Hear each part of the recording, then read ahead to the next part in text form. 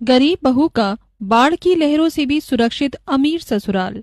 ये क्या, यहाँ तो आसपास बहुत ज्यादा पानी भर गया है। फ्लड डिक्टेटर में शो हो रहा है कि ये पानी दोगुना होने वाला है। हाँ माँ, आसपास में हमारा घर छोड़कर हर जगह बस पानी ही पानी है। कितनी जल्दी हो सके हमें यहाँ से निकलना चाहिए। मैंने प्राइवेट जेट मंगा लिया है।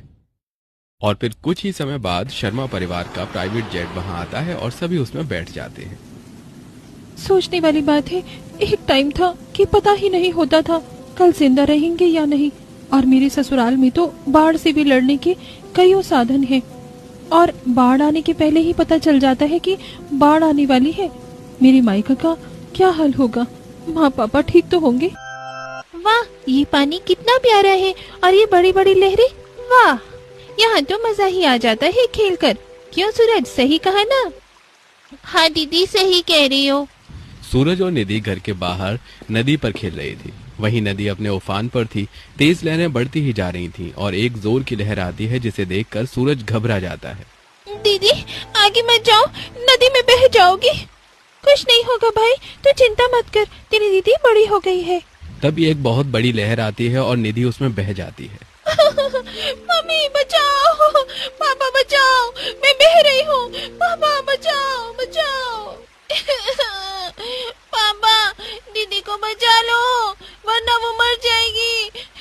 देखो ना, दीदी बह रही है। तभी प्रदीप जी नदी के पानी में बिना कुछ सोचे समझे कूद जाते हैं और बड़ी लहरों से लड़ते हुए जैसे तैसे निधि के पास जाते हैं और उसे बचाकर किनारे पर ले आते हैं।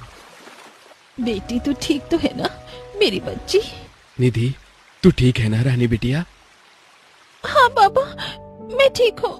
थैंक यू पापा, आपने मुझे बचा लिया। तू तो मेरी लाडली बिटिया है। बेटा, आज के बाद ऐसे नदी के करीब मत खेलना, यहाँ बहुत खतरा है। और जब नदी प्रबल हो तब तो घर से बाहर भी मत निकलना। ठीक है पापा, अब मैं कभी ऐसे बाहर नदी में मस्ती नहीं करूँगी। आए दिन नदी से बड़ी बड़ी लहरें आती। कभी कभी तो पानी इतना बढ़ जाता कि प्रदीप के घर में भी ढेर सारा पानी भर जाता। ऐसे कुछ साल बीत जाते हैं। अब निधि थोड़ी बड़ी और समझदार हो गई थी। एक दिन घर से पानी निकालते हुए, मम्मी, मैं बचपन से देख रही हूँ घर में इतना सारा पानी भर जाता है, लेकिन हम कभी ये घर छोड़कर जाते क्यों नहीं? घर छोड़ भी देंगे तो जाएंगे कहाँ? बेटा, हमारे पास ये घर छोड़कर जाने का कोई दूसरा रास्ता भी तो नहीं है। हमारा जीवन ही नदी पर निर्भर है। नदी से मिलने वाली मछली और बाकी सामान को बेचकर ही तो हमारा घर चलता है बेटा।